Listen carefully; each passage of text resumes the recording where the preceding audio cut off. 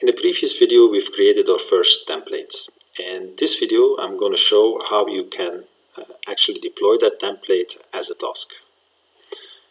So in order to do that, we'll start by retrieving the example template we've built in the previous video. And here on the right hand side, we see a number of icons, and one of them is deploy. So we'll deploy now the templates as a task. First thing I should say is that most of the times you will not execute this type of operations through the UI, but you rather do it through the API. But for educational purposes, we're using the UI in this example. So we see here an AND gate with a blue triangle, which means there is a missing parameter. And as you may remember from the previous video, we had an email activator associated to the AND gates, but we also specified that we would specify the email address as part of the runtime data. So that's what we need to do now, because most of the times this email address will be different for different instantiations of the template. So this is okay now. So now we can deploy the task, and we get this pop-up where we first need to specify our task name. We can also specify a resource. So most of the times we'll use a resource when we need to push data to a task. In the case of our coin sensor example, we actually pull the data, so we don't need to specify a resource. We can leave this empty. We can start a task either immediately, or we can put it in a bucket. When you put it in a bucket, the task only gets invoked when a particular event happens.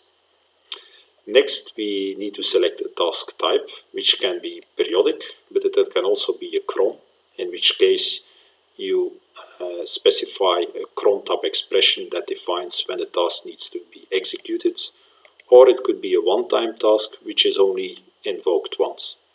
Most of the times you will use the one-time task in combination with the bucket, so you wait for an event to happen, and when that event happens, you execute your task. Here we'll choose periodic, and we have a polling frequency of 900 seconds, which corresponds to 15 minutes. Now I'll hit the deploy button, and our task gets deployed with a task ID 107. So I'll close that here. And now I will go to monitor tasks. So I'll retrieve here the list of tasks with the example name. And there's only one, which is a task we just started with the ID 107. It was started by myself. It's a periodic one with 900 seconds periodicity, and it's in a status running. I can open here a dashboard in a different tab, and it looks similar to the debug window we had in the designer. So it shows me the different states for the coin sensors as well as for the gates. And on the right hand side I also see here raw data. So as part of the coin sensor invocation, a random value is created based on which the state of the coins is derived. So I have different plot types here, so I can also plot both values for both coins in one graph, and I also have the availability to see some logs here at the bottom.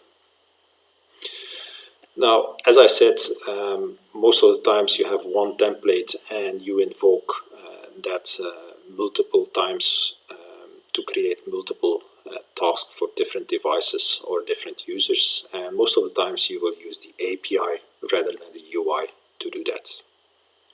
So this ends this video. So we've shown you how to deploy templates as tasks.